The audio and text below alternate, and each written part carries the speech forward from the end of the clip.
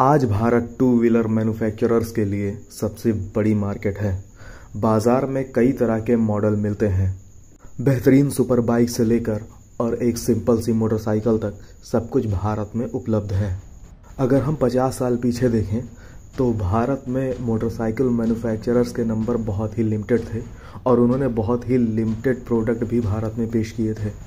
और ये उस टाइम की सबसे फेमस मोटरसाइकिल की बात की जा रही है। जी हाँ, यहाँ पे बात की जा रही है यामाहा राजदूत की।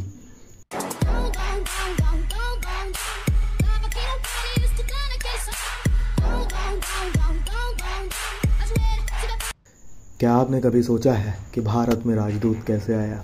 ये पूरी वीडियो राजदूत के ऊपर है, तो वीडियो में लास्ट तक बने रहिए।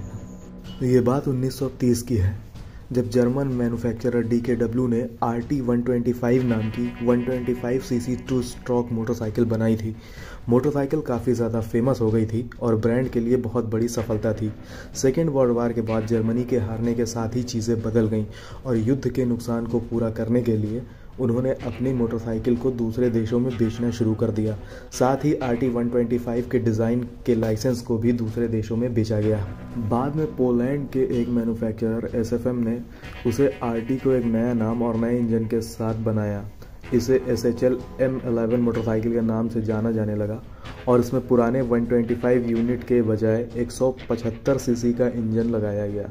भारत में दोपहिया बाजार अभी तक बहुत बड़ा नहीं था। हमारे पास 250 सीसी से कम की एक भी मोटरसाइकिल नहीं थी और उस समय रॉयल इनफील्ड और जावा जैसी मार्केट भारत पे कब्जा किए हुए थी।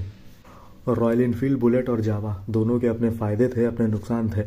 रॉयल इनफील्ड को लोग इसकी बिल्ड क्वालिटी के लिए पसंद करते थे, जबकि जावा अपने इंजन परफॉर्मेंस के लिए मशहूर थी। दोनों मोटरसाइकिलें भारी थीं और रखरखाव की लागत भी अधिक थी। लोगों ने ऐसी मोटरसाइकिल की तलाश शुरू कर दी जिसका रखरखाव करना आसान हो, उसकी मैन्युफैक्चरिंग में गुणवत्ता हो, मौजूदा मोटरसाइकिल की तुलना में हल्की हो। यही समय था कि स्कॉट ग्रुप ने इस मौके का पूरा फ़ायदा उठाया।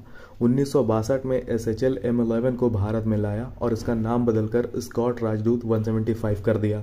लोगों की इसकी सफारी और इसकी गुणवत्ता ज़्यादा पसंद आई और यही कारण था कि इसको खरीदारों के बीच में बहुत ही ज़्यादा मशहूर कर दिया। उस समय राजदूत इतनी ज़्यादा मशहूर हो गई थी कि हिंदी सिनेमा में कई बार इसको देखा गया था। हिंदी सिनेमा में इसका प्रचार तक किया जाता था। I like खुदा people। ये बाइक तुम्हारी है? जी हाँ, मेरी है। कौन सी है? यामाहा राजदूत 350 बहुत बेहतरीन बाइक है सर। हमारे कंपनी की सबसे नई model, number 1 bike in India. Indian bike.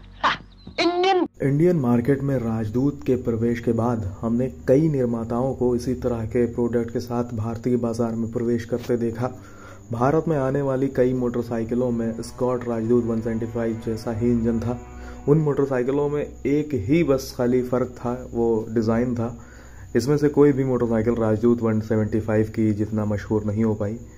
कुछ दिनों के बाद यामाहा जैसे जापानी मैन्युफैक्चरर ने भी इंडिया में आना शुरू किया और भारतीय बाज़ार पे कब्जा कर लिया। समय के साथ साथ और भी कंपनियां भारत में आई जिनके पास थोड़ा अलग डिज़ाइन था, उन्नत तकनीक थी, जिसको देखते हुए राजदूत 175 थोड़ा कम महसूस होने लगी और लोगों का आकर्षण उससे हटने लगा, क्योंकि इसका डिज़ाइन बहुत ही ज़्यादा आसान था।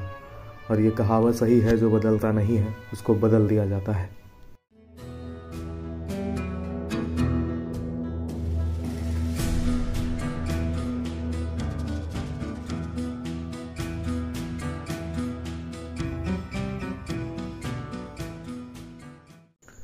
समय को देखते हुए राजदूत का प्रोडक्शन बंद कर दिया गया।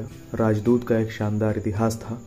गांव देहात में आज भी राजदूत देखने को मिल जाती है। अगर आप एक सच्चे बाइक लवर हैं तो आपको भी राजदूत देखने के बाद एक रेट्रो फीलिंग ज़रूर आती होगी। राजदूत के लिए दिल से इज्जत कभी किसी की कम नहीं हो सकती है। ऑटोमोबाइल में इंटरेस्ट है अगर आपका, तो मेरे चैनल को ज़रूर सब्सक्राइब करिएगा, अपने दोस्तों के साथ शेयर करिए। जय हिंद।